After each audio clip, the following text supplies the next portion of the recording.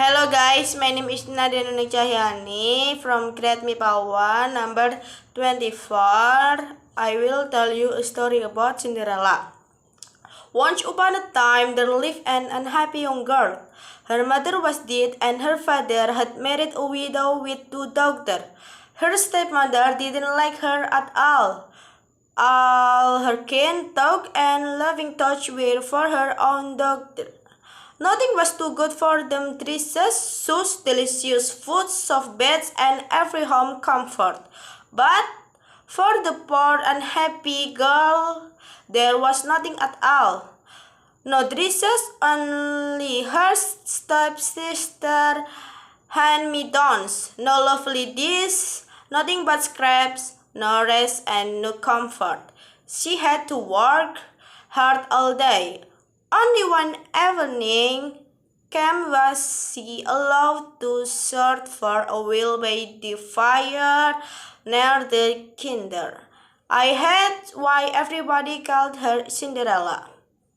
Cinderella used to spend long hours all along talking to the sad cat and birds.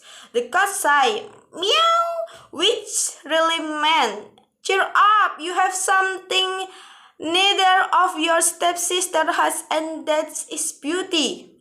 It was quite true. Cinderella, even dresses in old rags, was a lovely girl, while her stepsister, no matter how splendid and elegant their clothes, were still clumsy, clumsy, and ugly, and always would be.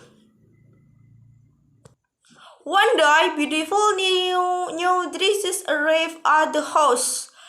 A ball was to be held at the palace, and the stepsister were getting ready to go. Cinderella didn't even dare ask if she could go to. She knew very well what the answer would be. You are staying at home to wash the dishes, scrub at the floors, and turn down the beds for your stepsister. They will come home tired and very sleepy. Cinderella said, oh there, I'm so unhappy. And the cat murmured, meow. Suddenly, something amazing happened.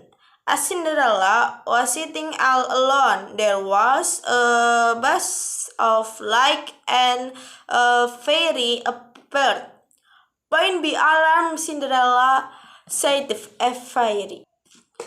I know you would love to go to the ball and show yourself. How can I dress in rags? Cinderella replied.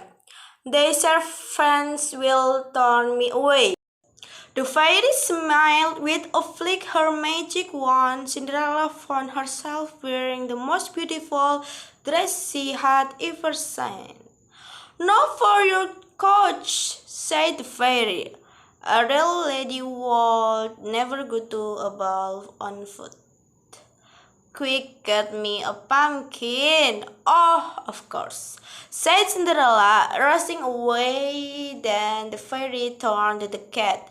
You bring me 7 mice, and remember they must be alive. Cinderella's son returned with the pumpkin and the cat with 7 mice he had caught in the cellar. With a flick of the magic, one of the pumpkin turned into a coachman, a smart, unique form, and carrying a whip.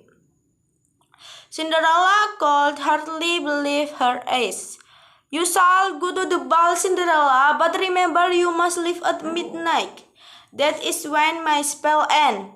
Your charge will turn back into a pumpkin, and the horses will become mine again.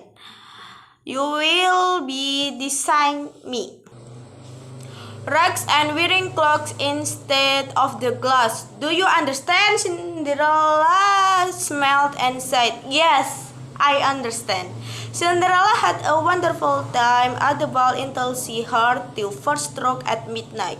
She remembered what the fairy had said, and without a word of goodbye, she slipped from the prince's arms and ran slow and steep.